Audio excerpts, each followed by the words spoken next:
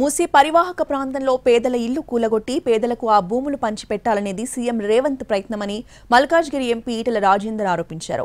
డీపీఆర్కు 18 నెలల సమయం పడుతుందని ఒకవైపు చెప్తూనే మరోవైపు నెల రోజుల్లో మూసీ ప్రక్షాళన మొదలుపెట్టి తీరుతామని చెప్తున్నారని, 2 నాలుకల ధోరణితో మాట్లాడుతున్నారని విమర్శించారు.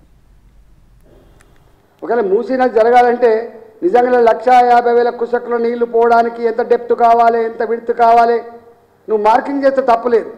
కానీ ఎక్కడెక్కడైతే రైట్ సైడ్ కానీ లెఫ్ట్ సైడ్ కానీ మంచి విలువైన భూములు ఉన్నాయో 270 మీటర్లు 300 మీటర్లు ఒక్కొక్క దిక్కు అంటే దాదాపు 1000 ఫీట్లు అటు ఇటు పెట్టి కొన్ని వేల ఇళ్ళు దాదాపు 10-15 వేల ఇళ్ళు కూలగొట్టి ఆ భూములని చౌకగా గుంజుకొని అక్కడ మల్టీనేషనల్ కంపెనీలు కట్టబెట్టే ప్రయత్నం చేస్తుండు. కాబట్టి నేను మొదటి నుంచి నేను అక్కడ పార్లమెంట్ సభ్యులు కాబట్టి మొత్తుకున్నాను.